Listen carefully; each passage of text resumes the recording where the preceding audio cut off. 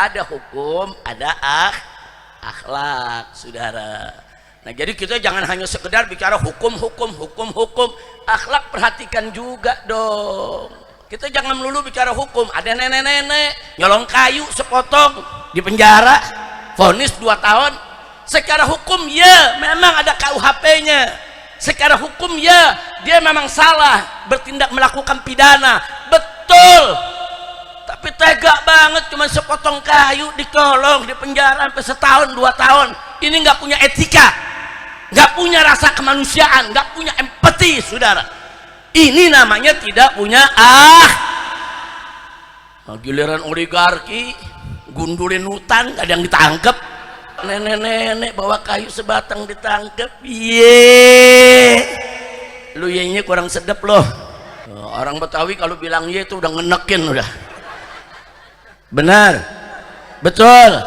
Saya dulu masih kecil begitu, masih kecil sama temen nih, kalau lagi main terus diledek sama temen, ye butuh sakitnya sampai ke hati, saudara, sampai ke hati itu sakitnya, betul bu, betul pak, cuman ngomong ye doang, ye, lu enek-enek dah sekalian.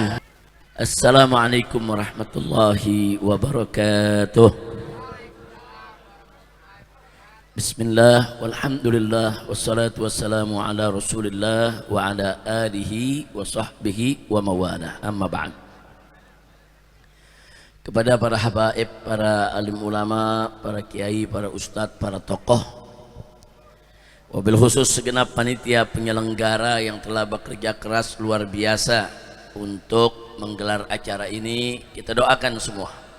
Mudah-mudahan para tokohnya, panitianya, habaib, ulama semua panjang umur dalam taat dan ibadah, dalam sehat wal afiat. Amin ya rabbal alamin. Saudara, sejak awal dibuka acara tadi kita sudah dengar pembacaan Al-Quran, betul? Kita sudah dengar pembacaan sholawat, betul?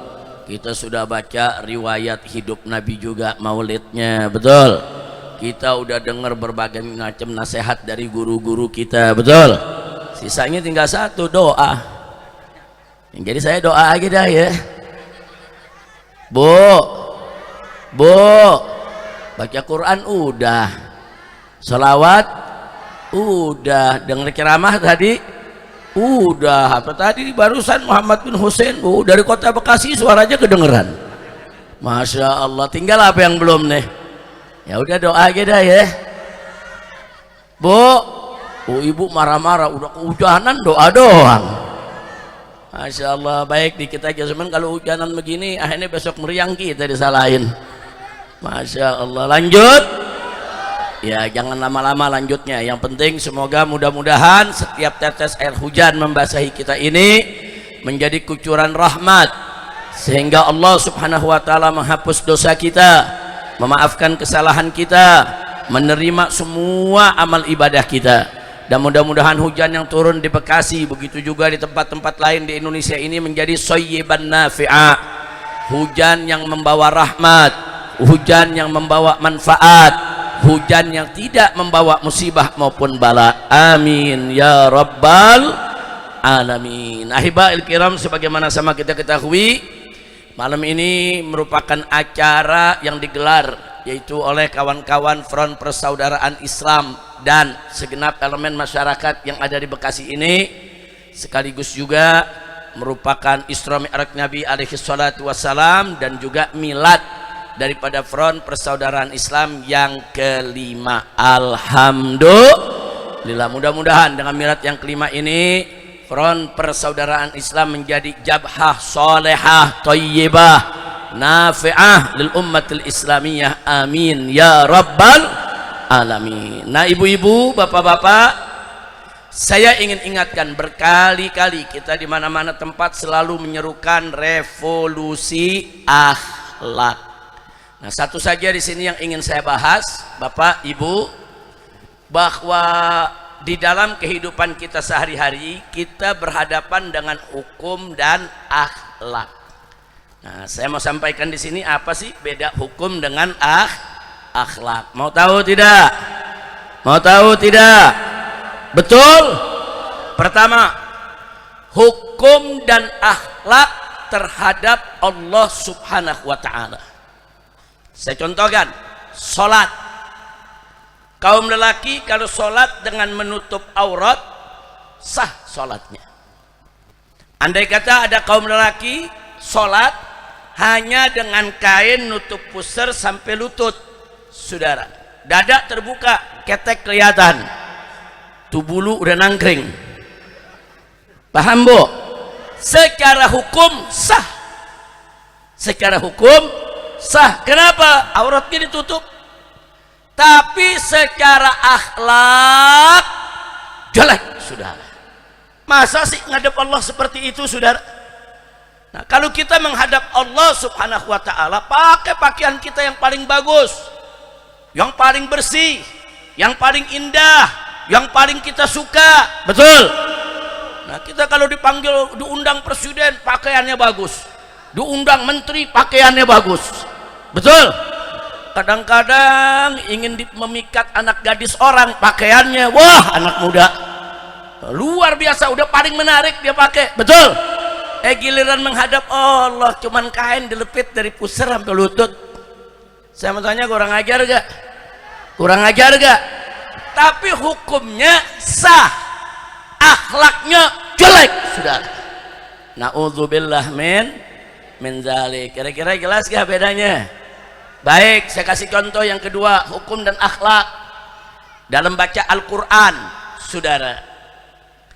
Orang membaca Al-Quran tanpa bersiwak, saudara, mulut udah bau, saudara, kotor, dia baca Quran tilawah, sah, nggak apa-apa, boleh ke hukumnya, saudara, enggak ada masalah, saudara.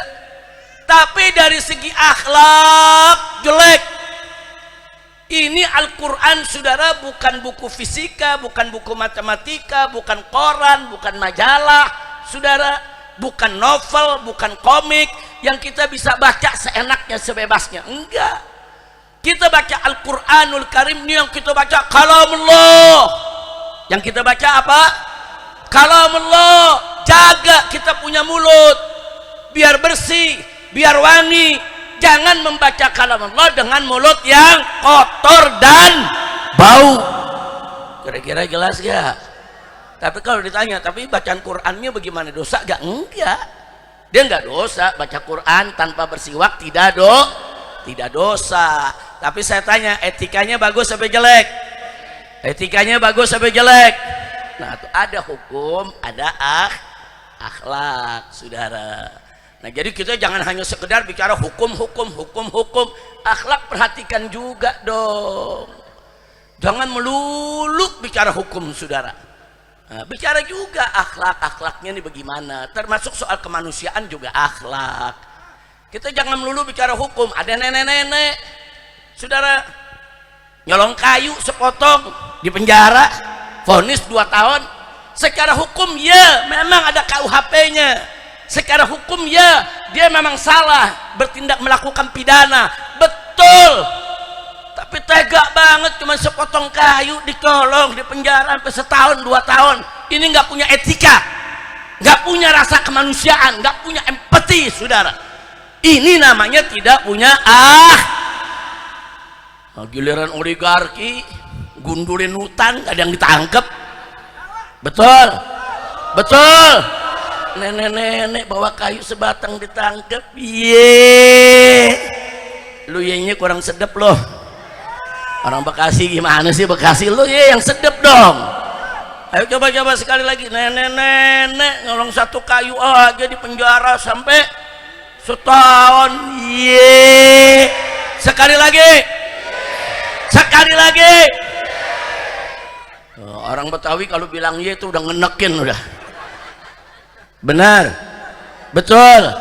Saya dulu masih kecil begitu, masih kecil sama temen nih, kalau lagi main terus diledek sama temen, butuh sakitnya sampai ke hati, saudara, sampai ke hati tuh sakitnya, betul bu? Betul pak? Cuman ngomong doang, ya udah, pokoknya pejabat-pejabat yang kurang ajar yein aja dah, ya pusing-pusing amat, sebab pasal belum ada dalam KUHP. Nah, jadi nggak di penjara, lu nek-nek dah sekalian, betul? Betul. Nah, lanjut. Lanjut. Baik, saudara. Saya contohkan lagi hubungan anak sama orang tua. Ini hukum akhlak. Ada orang tua, bapak atau ibu di kamar mandi, lupa bawa handuk. Habis selesai mandi mau nyari handuk, dia nongol mukanya dikit deh nih. Nah, ngomong sama anaknya di dalam, tong. Orang sini manggil anak entong bukan? Oh enggak ya. Ada juga yang entong kan? Ada. Tong, ambilin handuk.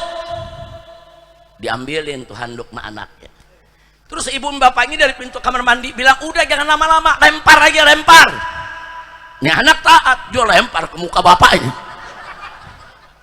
Loh, saya tanya, secara hukum dia taat gak? Taat. Yang nyuruh lempar siapa? Nah, si anak lempar, patuh gak? Taat gak? Tapi gak punya etika. Itu anak kurang ajar namanya, saudara. Nah, anak bela diri, tapi kan kita disuruh orang tua suruh lempar, ya kita lempar. Kalau kita nggak lempar, kita nggak patuh. Enggak, saudara. Walaupun disuruh lempar, jangan dilempar. Dia suruh ngelempar mau apa? Oh, mau cepat-cepat, ya lari. Bawain buru-buru ke orang tua. Nah, itu namanya akhlak. Jadi akhlak itu adalah penegakan hukum dengan cara yang sempurna, saudara. Jadi bukan penegakan hukum aja, suruh lempar, lempar. Ya, secara hukum selesai. Tapi secara akhlak enggak. Kira-kira jelas gak? Paham gak? Bu, kadang-kadang orang tua ada yang begitu. Minta dilempar mana? Ada. Nah, begitu dilemparin seneng. Wah, jangan. Enggak mendidik anak, jangan. Nah, makanya anak-anak muda ingat, walaupun disuruh orang tua lempar, jangan dilempar. Jaga adab kita. Setuju? Satu lagi, saudara. Satu lagi, saudara, akhlak kita ini terhadap Nabi alaihi salatu wassalam. Saya dengar sekarang ini, belakangan ini di TV, di medsos, di mana-mana, kalau sebut nama Nabi enak banget mulutnya. Muhammad lahir, Muhammad pergi, Muhammad begini, Muhammad begitu, Muhammad mana? Sama tukang sayur. Ya kan yang namanya Muhammad banyak, betul? Beradab, nyebut Nabi punya adab, saudara. Sebut Nabi Muhammad sallallahu alaihi wasallam, atau sebut Nabi Yuna, atau sebut Sayyiduna, atau sebut Habibuna Muhammad, saudara. Sebut, itu adab. Ada yang protes, nggak bisa, itu bid'ah, bu. Dia bilang bid'ah, saudara. Ada yang ngomong begitu? Nyebut Sayyidina Muhammad disebut bid'ah, ada gak? Ada gak? Kita tanya media, lu maksudnya bid'ah apa? Sesuatu yang tidak pernah ada di zaman Nabi. Sesuatu yang tidak pernah ada di zaman Nabi. Oh, muka lu zaman Nabi nggak ada. Berarti muka lu bid'ah dong. Dasar muka bid'ah. Masya Allah. Kira-kira jelas gak? Ayo kita tanya, muka kita nih zaman Nabi ada gak? Ada gak? Berarti muka apa? Innalillahi wa inna ilaihi raji'un. Pakai hadis lagi dia. Dia bilang apa? Kami punya dalil. Apa hadisnya? La tusayyiduni, jangan kau sayyidkan aku. Itu hadis palsu. Selama ini cerita nggak boleh pakai hadis dhaif, nggak boleh pakai hadis dhaif. Nah, lu pakai hadis palsu soal sayyiduna, saudara. Nggak ada hadisnya. La tusayyiduni, jangan kau sayyidkan aku. Hadis palsu. Haram kita menggunakan hadis palsu, saudara. Kira-kira jelas gak? Jelas gak? Jadi jangan pakai hadis palsu buat nyerang kita, nggak ada. Lagi pula dalam bahasa Arab nggak ada tuh sayyada yusayyidu, nggak ada. Yang ada sawada yusawwidu, pakai waw, saudara. Jadi kalaupun ada hadisnya la tusawwiduni, saudara. Nah, jadi udah ngarang hadis palsu pakai mau menyerang ahlus sunnah wal jamaah. Kira-kira jelas gak? Jelas gak? Nah, sekarang ada yang nanya, ya tapi kalau begitu Habib nyebut Sayyiduna itu bagaimana Habib? Apakah itu etika? Saudara, andai kata hadis tadi sahih, andai kata itu hadis maudhu tuh. Sekali lagi ini bukan sahih, itu hadis maudhu, hadis palsu. La tusayyiduni, andai kata asli, andai kata hadis sahih, Nabi mengatakan jangan kau sayyidkan aku saudara. Saudara, Nabi suruh jangan kau sayyidkan aku. Iya, tapi bukan berarti kita manggil Nabi seenaknya. Nih di Bekasi ini ada Pak Lurah. Pak Lurah hadir gak Pak Lurah? Udah pulang. Nama Pak Lurah siapa? Hah? Junaidi. Pak Lurah ini baik. Ngomong nih sama Habib Ali, Beb, kalau ketemu di jalan panggil aja lah nama saya Junaidi. Nggak usah panggil Bapak Lurah. Nah Habib Ali beneran di jalanan, Junaidi, Junaidi, lu mau kemana lu Junaidi? Saya tanya sopan nggak? Sopan tidak. Nah terus Habib Ali diprotes, Beb jangan begitu Beb, Lurah yang suruh, dia yang minta. Anda pernah manggil Pak Lurah, kata dia jangan Beb, panggil saya nama aja. Itu Pak Lurah begitu saudara, dia tawadu, rendah hati, nggak mau dipanggil Pak Lurah, betul?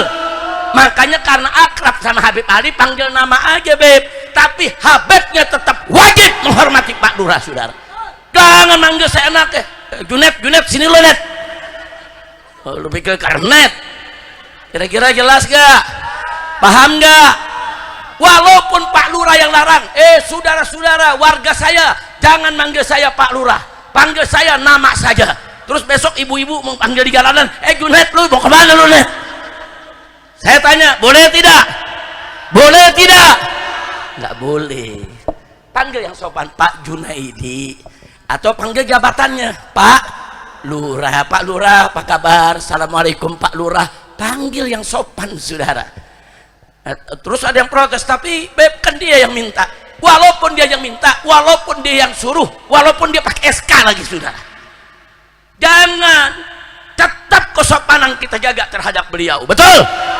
Apalagi terhadap Nabi kita Sayyiduna Muhammad Sallallahu Alaihi Wasallam, lebih nggak boleh. Walaupun andai kata ada hadis Nabi mengatakan jangan kalian panggil aku Sayyid, andai kata hadis itu sahih, hadis itu menunjukkan tawaduknya Nabi, rendah hatinya Nabi, mulianya akhlak Nabi. Tapi kita bukan langsung kurang ajar, ngelunjak, manggil hanya Muhammad. Kira-kira jelas gak? Udah paham semua? Yang udah paham boleh pulang. Lo kan udah paham belum? Belum, kelewatan lo. Gue udah teriak-teriakan masih belum paham juga. Masya Allah, Bu, udah jelas Bu ya? Bapak-bapak semua jelas ya? Nah, tapi Bu, bukan kita tidak punya dalil nyebut Nabi dengan Sayyiduna. Ada sejarahnya Bu. Dulu para sahabat Nabi alaihi salatu wassalam di awal Islam itu kalau manggil Nabi pakai nama, ya Muhammad, hei Muhammad.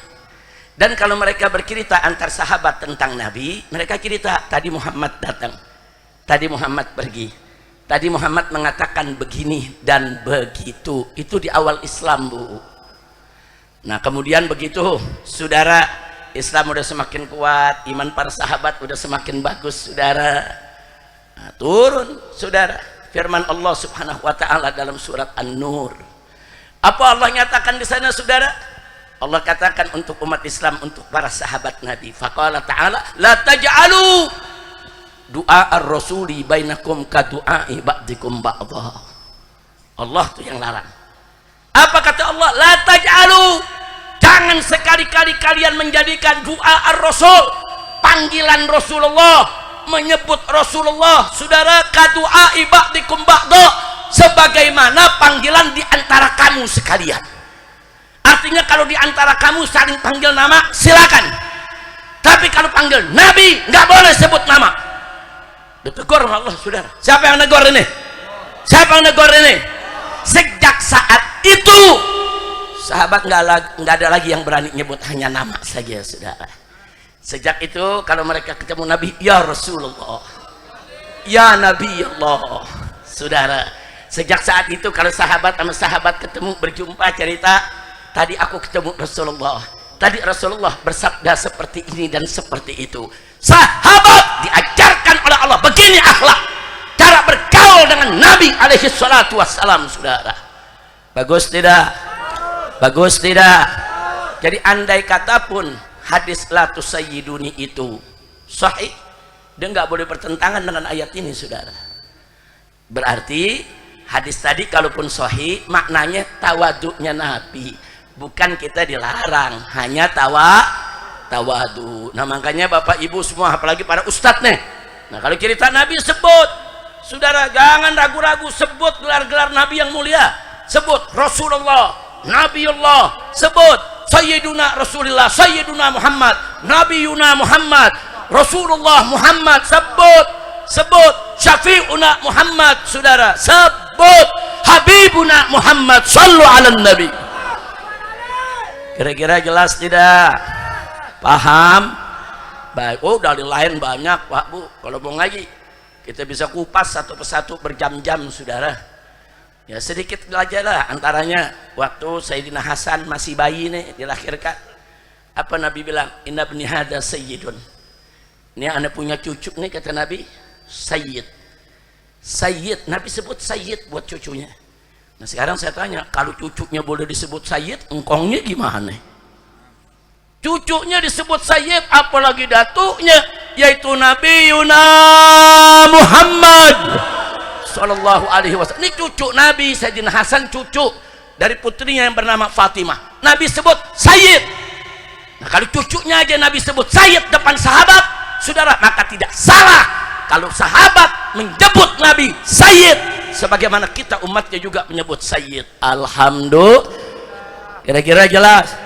Ada lagi hadis lain, Nabi kasih tahu Siti Fatimah Zahra, bahwa Siti Fatimah Zahra itu adalah sayyidatun nisa'il alamin. Sayyidah kalau laki, sayyid kalau perempuan, sayyidah. Kalau laki, sayyiduna Muhammad, sayyiduna Abu Bakar, sayyiduna Umar ibn Khattab, sayyiduna Utsman ibn Affan, sayyiduna Ali ibn Abi Thalib. Kalau perempuan, sayyidatuna Khadijah, sayyidatuna Aisyah, sayyidatuna Hafsah, saudara. Ada sayyid, ada sayyidah, saudara. Nah, sebetulnya orang Betawi juga ada kata sayyidah, siti, saudara. Nah, makanya kalau udah jadi bahasa Betawi berubah jadi siti itu. Sidati jadi siti. Ayo orang Betawi banyak gak pakai siti? Banyak gak? Siti itu sebetulnya bukan nama, siti itu gelar, sayyidati, saudara, siti.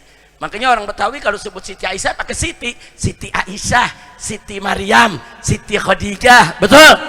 Padahal kan namanya nggak ada Siti, saudara. Maksudnya Sayyidati. Sopan tidak? Bagus tidak? Sallu ala nabi. Nah kalau Nabi punya putri, Nabi yang sebut Sayyidatun Nisa'il Alamin, putrinya boleh disebut Sayyidah. Kenapa Nabinya nggak boleh disebut Sayyiduna, saudara? Betul? Betul. Dalilnya ringan-ringan, nggak berat, gampang dipahamin, saudara. Saudara cuma orang yang ngawur aja tuh, yang dikit-dikit bid'ah, musyrik, dolalah, masuk neraka, pala lu menyan. Kayak dia yang pegang kunci pintu sorga, semua orang bid'ah masuk neraka, dia doang yang masuk sorga sendirian, Bu. Serakah banget loh. Kira-kira jelas gak? Mau tambah lagi dalilnya, mau tambah? Betul.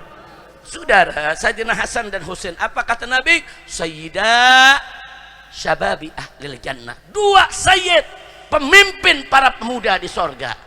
Ada hadis lain menyebutkan bahwa Sayyidina Abu Bakar, saudara, yaitu sayyidu kuhuli ahlil jannah. Pemimpinnya orang-orang tua di sorga nanti adalah Sayyidina Abu Bakar Siddiq radhiyallahu anhu. Hasan Husain disebut sayyid, Sayyidina Abu Bakar disebut sayyid, saudara. Kenapa Nabi nggak boleh? Tambah lagi? Lu mau nambah melulu lu? Hujan udah berhenti sini. Alhamdulillah. Lanjut. Nabi pernah duduk di dalam masjid, saudara, bersama sahabat. Ada muhajirin, ada ansor, saudara. Datang salah satu tokoh ansor, datang belakangan nih. Begitu tokoh Ansor ini datang, apa kata Nabi kepada para sahabat? Qumu li sayyidikum. Hei orang-orang Ansor, qumu, bangun kalian semua, bangun, sambut pemimpin kalian. Masya Allah. Nabi yang suruh bangun, bangun, sambut kalian punya pemimpin. Bangun orang-orang Ansor, sambut kedatangan pemimpinnya. Ada dua hal kita garis bawahi. Pertama, saudara, Nabi sebut qumu li sayyidikum. Sayyidikum, tuan kamu. Sayyiduna, tuan kami. Nabi yang sebut sayyidikum, ini tuan kamu semua. Sambut. Jadi orang Ansor aja Nabi panggil sayyid, saudara. Nah, masa kalau sahabat dari Ansor dipakai sayyid, Nabi nggak boleh pakai sayyid, pakai bilang bid'ah lah, saudara. Nah, kira-kira jelas gak? Paham gak? Alhamdulillah. Nah, perkara kedua apa? Menarik tuh. Nabi ajarin bangun. Jadi kalau ada umat bangun, nyambut ulama, nyambut kiai, nyambut pejabat, jangan langsung bilang bid'ah, dolalah, itu mempertuhankan kiai, alelo panjol. Ini kan sekarang kan kiai-kiai lagi diserang nih, saudara. Di pesantren ada santri cium tangan kiai, wah ini feodalisme, saudara. Kalau kiai datang pada berdiri, wah ini mempertuhankan kiai, ini musyrik, ini kafir. Saudara, Nabi yang perintahkan kaum Ansor, qumu li sayyidikum, bangun kalian, sambut pemimpin kalian. Jadi berdiri menyambut pejabat, berdiri menyambut ulama, berdiri menyambut tokoh, bahkan berdiri menyambut tamu, saudara. Itu memang diajarkan. Itu namanya akhlak. Tapi kalau kita duduk aja, ada pejabat datang, boleh gak? Boleh, nggak apa-apa. Ada ulama datang, kita duduk aja nggak berdiri, boleh gak? Boleh, nggak apa-apa, saudara, nggak dosa. Enggak, cuman kurang akhlak. Islam ini agama akhlak. Kira-kira jelas tidak?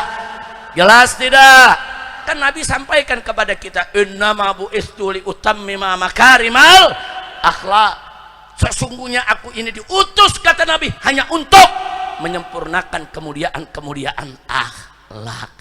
Jadi akhlak mesti diperhatikan, Pak, Bu. Jangan sembarangan soal akhlak.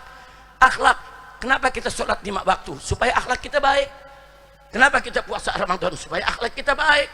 Saudara, kenapa kita diwajibkan bayar zakat? Supaya akhlak kita baik. Kenapa orang yang mampu wajib bikin haji? Supaya akhlaknya baik, saudara. Kenapa kita tidak boleh berzina, tidak boleh berjudi, saudara?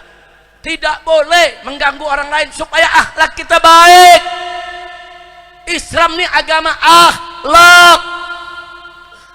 Nah, kalau pertanyaannya lalu kenapa Front Persaudaraan Islam dalam 5 tahun terakhir ini terus di mana-mana berteriak revolusi akhlak?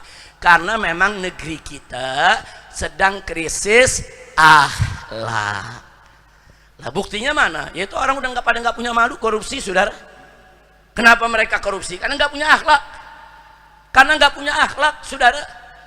Nah, kenapa nih rakyat dibiarkan menderita? Ya karena nggak punya akhlak. Orang kalau punya akhlak kepemimpinan dijaga itu, saudara.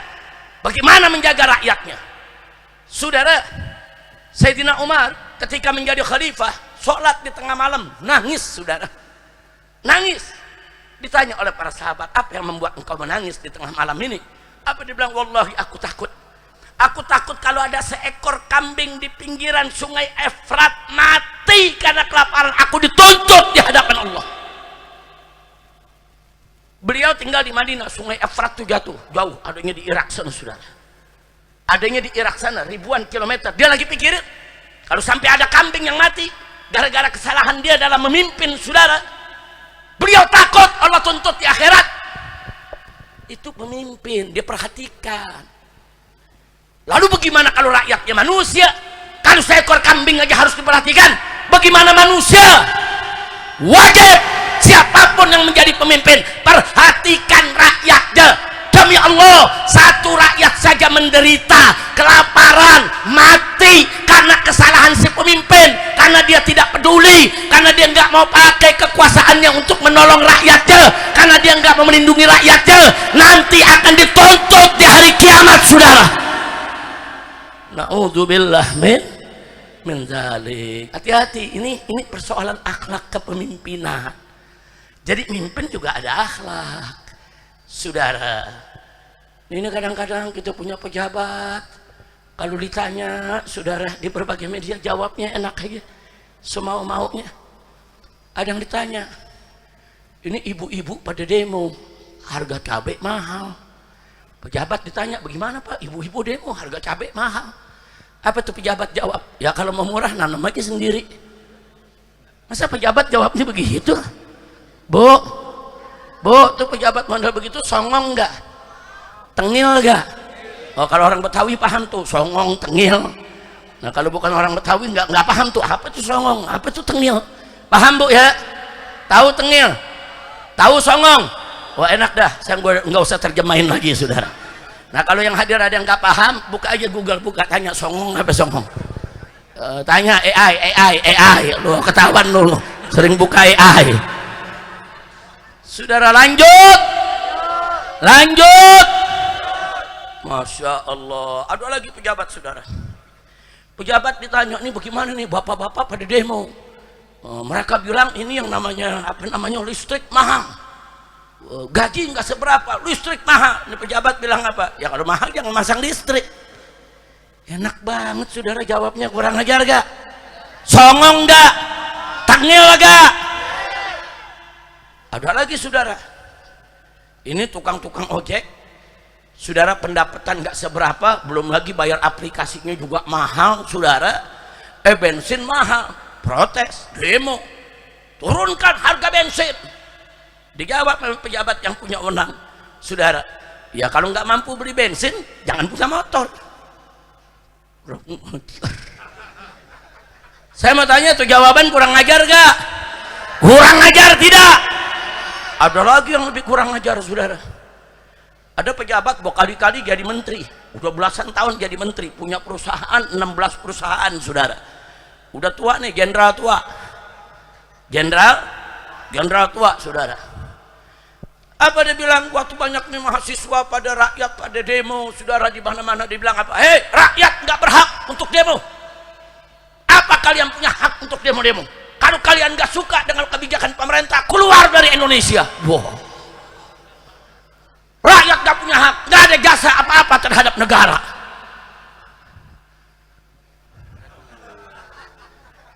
Tengil banget di jenderal. Tengil gak? Songong gak?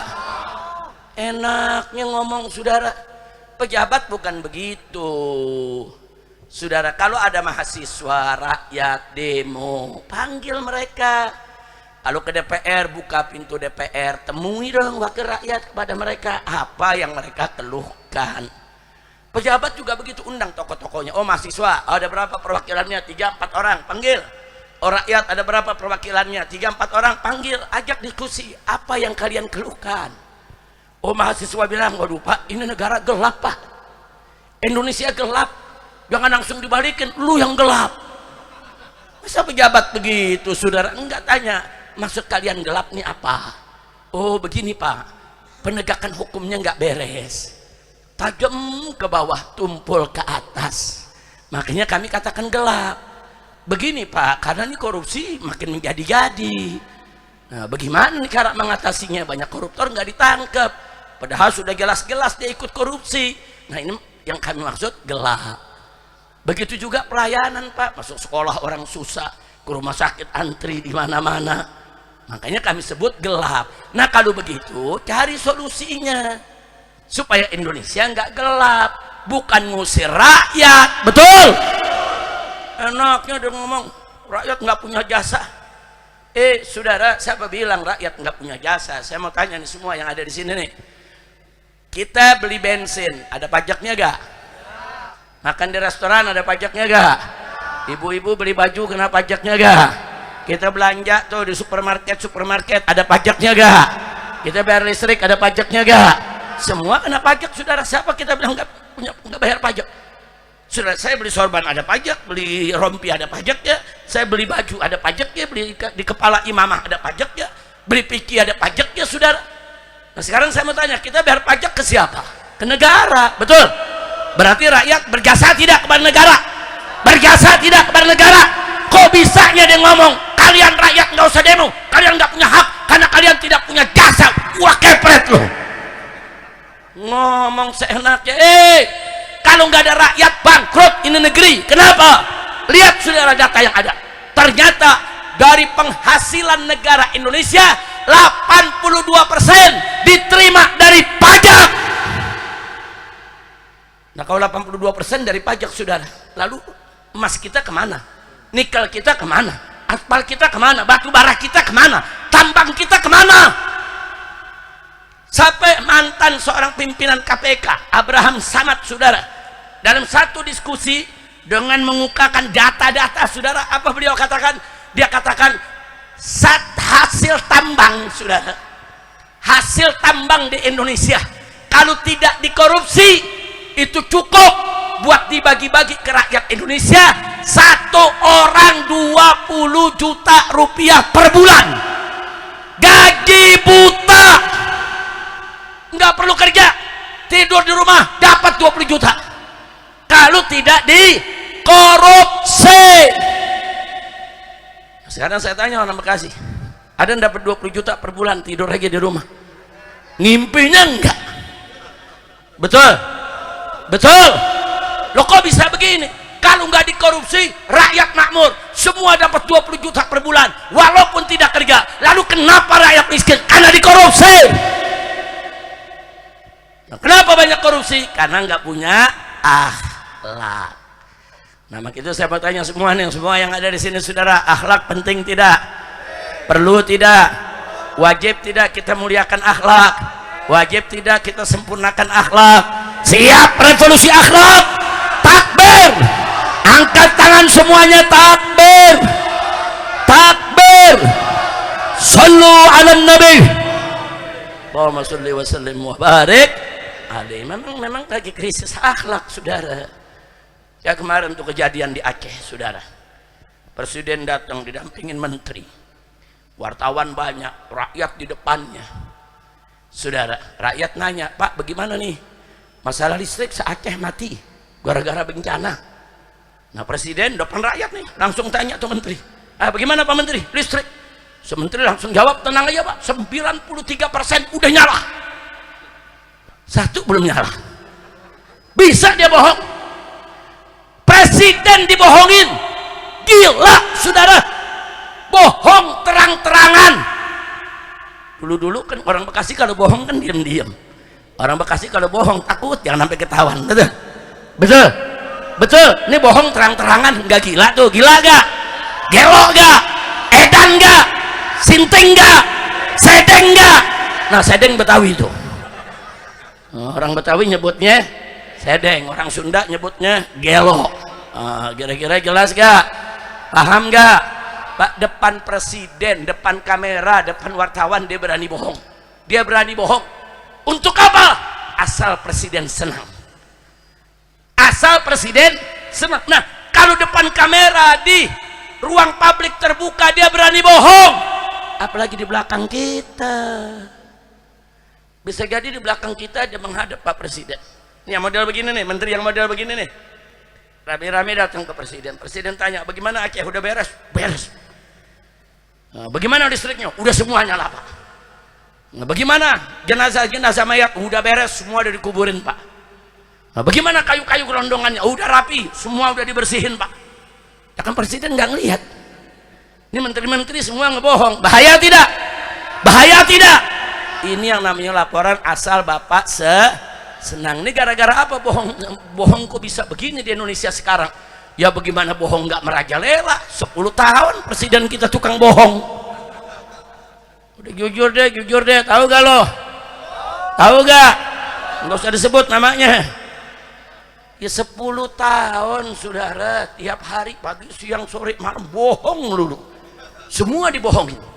Saya tahun 2019 dari kota Mekah udah teriak-teriak, ini pembohong, ini pendusta, jangan percaya. Habib Rizik provokator, Habib Rizik memang punya dendam pribadi, Habib Rizik ini sangat benci. Masa presiden kita dibilang pembohong? Sekarang semuanya pada sadar, iya bener pembohong dia. Kenapa dia sadar? Ikut kena dibohongin, rasain lo ditipu. Alhamdulillah saudara, Masya Allah. Sampai tahun 2019 saking saya pengen supaya masyarakat tahu betul nih dia tukang bohong, saya bikinin lagu saudara. Sampai bikin lagu tengah malam, Udah tahu lagunya belum? Udah. Mana tuh? Saya punya mantu punya tuh. Ayo kita nyanyi yuk rame-rame yuk. Mau gak? Rakyat dibohongi, janji diingkari, ulama dizalimi, amanat dikhianati. Enak gak tuh? Enak gak tuh? Bagus gak? Lagi. Rakyat dibohongi, janji diingkari, ulama dizalimi, amanat dikhianati. Soal kecil bohong, soal besar bohong, semua janji bohong. Bisa gak ngomong bohongnya? Bisa. Nah, jadi kalau saya lagi ngomong bohong, bohongnya rame-rame. Soal kecil, rame-rame bohongnya semua yang kompak. Sekali lagi, soal kecil, soal besar, semua janji dia si raja. Sekali lagi, soal kecil, soal besar, semua janji dia si raja. Nah, habis itu di lagu berikutnya saudara saya ajak istighfar deh semua. Astagfirullah, astagfirullah, punya presidensi tukang bohong. Astagfirullah, astagfirullah, punya presidensi raja bohong. Bisa gak? Bisa rame-rame? Benar, bisa rame-rame? Ayo rame-rame semua. Rakyat dibohongi, janji diingkari. Hadrohnya ada gak? Pakai hadroh dong. Ayo pakai hadroh. Yang semangat semua. Ayo ikut sebentar. Ayo semangat semua. Hadroh siap-siap. Hadroh siap-siap sebentar.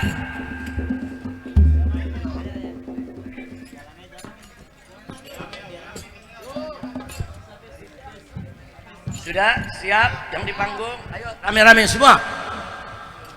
Rakyat dibohongi, janji diingkari, ulama dizalimi, amanat dikhianati. Rakyat dibohongi, janji diingkari, ulama dizalimi, amanat dikhianati. Soal kecil, soal besar, semua janji dia si raja. Soal kecil, soal besar, semua janji dia si raja. Astagfirullah, astagfirullah, punya presidensi tukang bohong. Astagfirullah, astagfirullah, punya presidensi raja bohong. Astagfirullah, astagfirullah, punya presidensi tukang bohong. Astagfirullah, astagfirullah, punya presidensi raja bohong. Takbir. Saudara, ada cerita. Waktu itu ada acara reuni ya di Monas. Saya ada di Mekah 2019. Teman-teman gelar reuni. Saudara, rame-rame, ribuan yang hadir saudara. Saya diminta sambutan pakai HP dari Mekah, suaranya dikeluarkan di Monas saudara.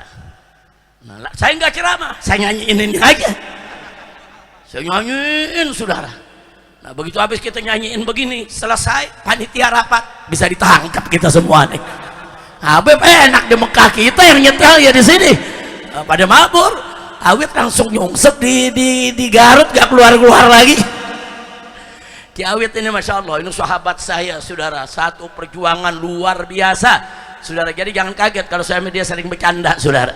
Saya suka bilang kalau ketemu Ki Awit belum dipenjarain deh. Iya, kaburnya lihai banget. Kaburnya nyarunya lihai. Dulu dia diuber-uber sama polisi, dia lari ke Jawa Barat, ganti nama Kiai Rahmatullah.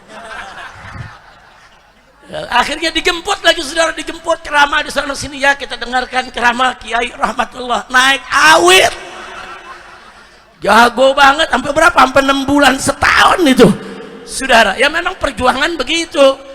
Nah terus ada yang ngomong, Habib kenapa nggak begitu aja? Nah gue mau ganti nama bagaimana suara gua orang kenal, muka orang tahu, betul. Udah dah gua ke Mekah aja dah. Mana di Mekah enak ibadah melulu, alhamdulillah. Kira-kira jelas ya. Nah, itu lagu tuh buat presiden yang dulu tuh. Ada nanya, Habib kalau buat presiden yang sekarang bagaimana? Itu urusan lu dah, gua nggak ikut campur. Nah, mudah-mudahan yang sekarang nggak begitu, amin, amin, amin. Nah, pokoknya jangan sampai presiden kita tukang bohong. Makanya kalau presiden sekali bohong buru-buru tegur, bohong buru-buru tegur, saudara. Jangan didiamin. Kalau didiamin nanti jadi raja bohong. Betul, betul. Ayo lagi, sekali lagi. Rakyat dibohongi, janji diingkari, ulama dizalimi, amanat dikhianati. Rakyat dibohongi, janji diingkari, ulama dizalimi, amanat dikhianati. Soal kecil, soal besar, semua janji bohong hiasi raja. Soal kecil, soal besar, semua janji hiasi raja bohong. Istighfar. Astagfirullah, astagfirullah. Punya presiden si tukang bohong. Astagfirullah, astagfirullah. Punya presiden si raja bohong.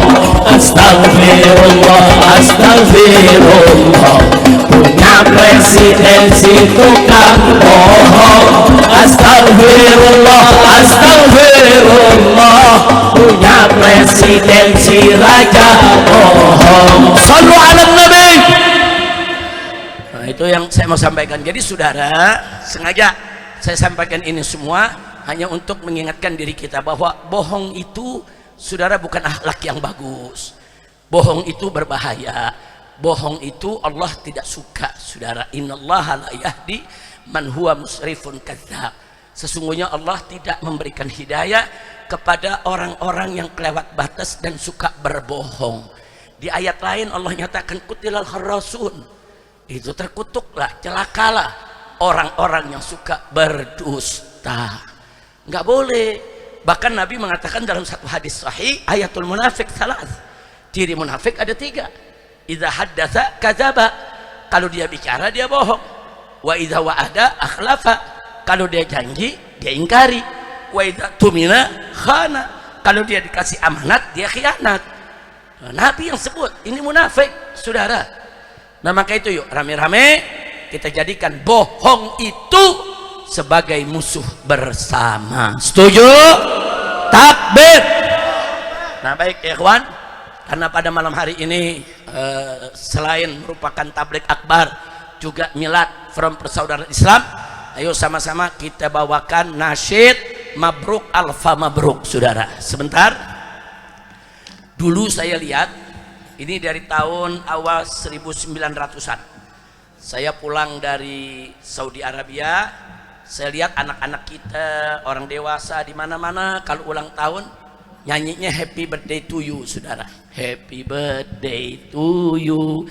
Ya sebetulnya nggak apa-apa, cuman nada terusannya yang berbahaya. Nada terusannya, saudara, itu sangat berbahaya. Nada terusannya itu panjang umurnya, panjang umurnya, panjang umurnya serta mulia. Itu lagu gereja, saudara. Loh, kok Habib tahu itu lagu gereja? Saya sekolah Kristen 3,5 tahun, saudara. Di SMP Betel di kampung saya, itu lagu Gloria, saudara. Jadi awalnya happy birthday to you bener, tapi ujungnya panjang umurnya, panjang umurnya. Itu kalau di gereja Gloria. Jadi gue nyanyiin dah tuh. Saya sedih kok begini. Nah, akhirnya di tahun 1900-an itu saya gubah nasyid dengan judul Selamat Milad. Saya berharap Selamat Milad ini dibawakan oleh umat Islam di mana-mana, mau kecil, mau dewasa, perempuan, laki. Kalau memang mereka harus ulang tahun milad, ya bawain ini. Nah, pertama saya contohkan dulu. Saya, istri saya, sama putri saya yang 7, pokoknya kalau ada yang milad kita bawain itu. Kalau ada yang milad kita bawain itu. Nah, belum disebar keluar. Karena setelah itu murid-murid saya dengar, Habib ini bawain dong di majelis juga. kita bawain di majelis, kita bawain di panggung di mana tempat, dan saat ini sudah menyebar ke mana-mana saudara, bukan hanya di Indonesia, sampai ke Brunei, Singapura saudara, Malaysia, orang di mana-mana membawakan ini. Alhamdulillah. Nah karena itu ini sengaja memang kita gubah itu ya buat dakwah, gubah itu saudara untuk menyadarkan umat saudara, bukan untuk mendorong hayu ulang tahun semua, ulang tahun, bukan. Jadi kalau memang mau ulang tahun ya begini dong caranya, perempuan lagi juga dipisah dong, jangan dicampur. Nah di situ kita buatkan ada 5 lagu saudara, dan sudah jadi album milad. Nah kalau anda buka akun di YouTube tulis aja IB Nasyid, nanti di subscribe saudara, nah didengerin aja, ada album milad itu, ada 5 sampai 6 lagu kita bawakan khusus untuk anak-anak muslim pada saat mereka merayakan milad. Nah malam ini karena FPI merayakan miladnya yang ke-5, Front Persaudaraan Islam, ayo sama-sama kita bawakan. Katanya ada apa? Wah udah tumpang, ya bawa, ada tumpangnya, udah lapar biar kita makan rame-rame, betul? Ayo semuanya, mabruk alfa mabruk alaika mabruk, mabruk alfa mabruk alaika mabruk, mabruk alfa mabruk yaum miladika mabruk, mabruk alfa semua alaika mabruk, mabruk alfa mabruk alaika mabruk, mabruk alfa mabruk yaum miladik mabruk. Selamat hari milad, semoga dapat rahmat. Selamat hari milad, semoga dapat rahmat dari Allahu Ahad hingga hidup selamat. Mabruk alfa mabruk alaika mabruk, mabruk alfa mabruk alaika mabruk, mabruk alfa mabruk yaum miladik mabruk. Selamat ulang tahun, semoga berkah turun. Selamat ulang tahun, semoga berkah turun dari Allah pengampun sehingga hidup rukun. Mabruk alfa mabruk alaika mabruk, mabruk alfa mabruk alaika mabruk, mabruk alfa mabruk yaum miladik mabruk. Semua amin amin amin amin amin amin amin amin amin amin amin amin amin amin amin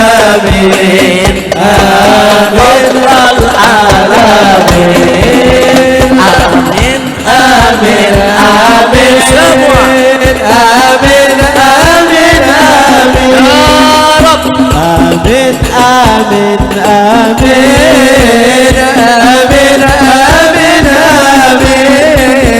amin amin amin ya Rabbal alamin. Sallu ala nabi. Masya Allah, tumpengnya enak banget Bu. Nah, ada telurnya, ada tempenya. Kalau kita makan di sini jamaah ngiri. Nah, kita sendokin lagi dah dikit nih buat ketua panitia siapa? Habib Ali. Sini piringnya taruh sini. Kita sendokin dikit. Dikit-dikit Bu ya. Bu. Mau bawa pulang Bu kuenya Bu. Ntar minta sama panitia Bu ya. Nah, sini. Nah, mana ketua DPC-nya? Ustadznya sini Ustadz. Nah, sini sebentar. Kita ambil telurnya, nasinya. Ada urap Bu. Masya Allah, ini urap Bekasi lagi nih. Nah, ada ayamnya nih satu nih. Alhamdulillah kita berikan untuk ketua DPC-nya. Shallu ala Nabi. Alhamdulillah. Tapi makannya jangan berdiri ya. Ayo disuapin satu suap sini, suapin satu suap. Bismillahirrahmanirrahim. Bismillahirrahmanirrahim. Allahumma shalli ala. Takbir. Alhamdulillah. Fadhol Ustaz. Nanti dilanjutannya jadi bagi-bagi ya. Baik. Nah, mudah-mudahan insya Allah acara ini diberkahi oleh Allah. Dan saya minta doa. Insya Allah hari Ahad besok saya dengan Habib Muhammad, Ketua Umum Front Persaudaraan Islam, bersama Habib Hanif ya, juga Sekum Bedum Front Persaudaraan Islam, kami akan berangkat ke Aceh. Dari Aceh kami ke Sumatera Utara, ke Medan, keliling tempat-tempat bencana, juga ke Sumatera Barat. Jadi 3 tempat itu selama 5, 6 sampai 7 hari kita akan berada di sana, karena memang di sana Bu ya Pak, ada 200 dapur FPI, dapur umum. Kita buat dapur umum di mana-mana, ada 200 tempat dari awal kejadian sampai hari ini. Nah, sebab kalau kita cuma kirim beras terus masak mereka bagaimana? Kalau kita kirim mie mentah, masaknya bagaimana? Nah, makanya kita bikin dapur umum. Ada kompornya, ada gasnya, ada semua, minyaknya dan lain sebagainya. Kita masakin dan kita bagi-bagi, yaitu ke tempat-tempat rumah-rumah korban bencana. Bahkan ada relawan-relawan yang memang ditugaskan habis selesai masak bawa ke tempat yang terpencil. Bisa perjalanan 2 jam, perjalanan 3 jam, ada yang perjalanan 4 jam, jalan kaki Bu. Nggak bisa naik mobil, naik motor aja nggak bisa. Nah, jalan bawa ke sana sekaligus kasih makan siangnya, kasih makan malamnya, relawan balik saudara. Besok begitu lagi. Nah, kita mau lihat besok bagaimana kerja daripada dapur, apa perlu ditambah jumlah dapurnya, apa memang masih ada daerah yang belum tersentuh, nanti kita cari cara bagaimana untuk menyentuhnya. Nah, kita juga dalam rencana mau bikin huntara. Biasanya kita kalau tempat bencana bikin huntara, hunian sementara. Nah, itu kita bikin di Cianjur dulu, kita bikin banyak rumah-rumah hunian sementara. Kita buat dari kayu, dari asbes dan lain sebagainya saudara. Selama pemerintah belum dirikan rumah yang bagus buat mereka, setidaknya rumah-rumah sementara bisa mereka pakai. Bukan rumah sementara aja, sekolah sementara kita buat juga. Nah, karena nanti Januari ini selesai libur kan mereka sekolah. Nah, sekarang sekolah-sekolahnya hancur. Terus bagaimana mau belajarnya? Nah, terus bagaimana nanti bulan April mereka mau ujian sekolah? Nah, saudara, untuk kelulusan. Nah, itu kita buat tenda-tenda sekolah, tenda-tenda untuk puskesmas, untuk pusat kesehatan masyarakat, semua. Nah, dari mana duitnya? Duitnya dari umat ya, Pak. Jadi kemarin ini banyak umat sudah membantu, baik lewat rekening FPI maupun langsung datang ke kantor. Mereka bantu saudara. Dari mana-mana bantuan datang. Kalau FPI nggak punya duit Bu, bagaimana FPI mau punya duit? Apa kata ditangkepin melulu? Di Uber ditangkap, bagaimana mau bikin perusahaan? Belum bikin perusahaan diperkarain. Nah, tapi nggak apa-apa, itu perjuangan. Nah, ternyata sumbangan umat ini jangan pandang remeh saudara. Dulu kita ngekrek nih di atas panggung, ayo kita bangun rumah sakit di Gaza, kita kerjasama dengan Mercy saudara, kita kerjasama dengan ormas-ormas Islam. Ini Habib Muhammad semua, saya punya mantu-mantu tiap mimbar Habib Hanif apa kumpulin dana saudara. Ibu-ibu kalau nyumbang tuh ada yang suaranya bunyi tuh, kekrek saudara. Kita kumpulin saudara. Dari hasil ngekrek begitu bulan ke bulan, tahun ke tahun, rumah sakit Indonesia di Gaza berhasil dibangun. Itu pembangunannya hampir 100 miliar saudara. Belum peralatannya, beli peralatannya aja hampir 80 miliar. Dari mana itu duit? Dari pemerintah? Bukan saudara, dari rakyat Indonesia. Alhamdulillah. Nah, kemarin begitu diserang sama Israel, rumah sakitnya nggak hancur, nggak dibom saudara, masih ada, tapi memang dalamnya semua kaca-kaca udah hancur, plafon-plafon hancur, dan peralatan-peralatan medis yang nilainya 80 miliar dihancurkan semua oleh mereka.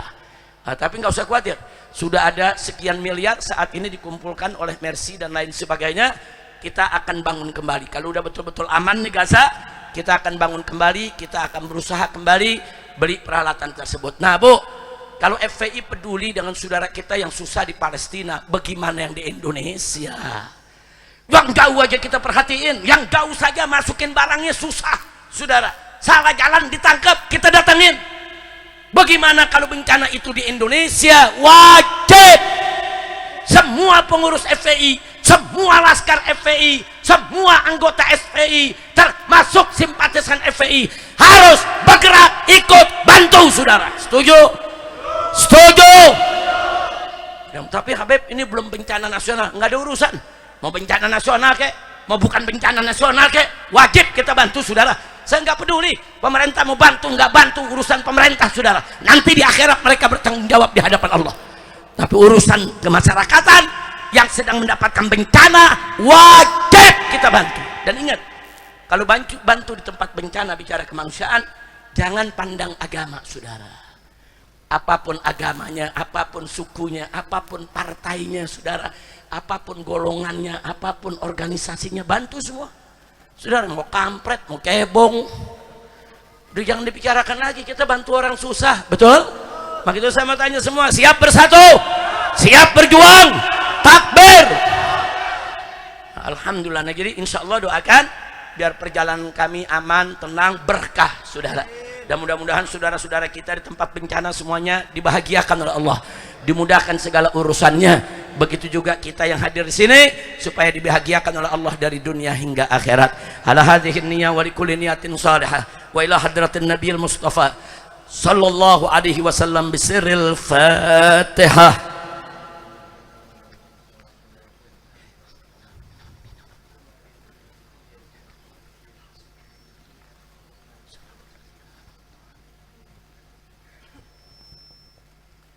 Sekian yang bisa saya sampaikan. Jangan bubar dulu sebelum ada talqinul zikir dan doa penutup dari Ustadz Kiai kita di sini. Dari saya cukup sekian. Terima kasih atas segala perhatian. Mohon maaf atas segala kekurangannya. Hadaniyallahu wa iyyakum ila siratihil mustaqim. Wassalamualaikum warahmatullahi wabarakatuh.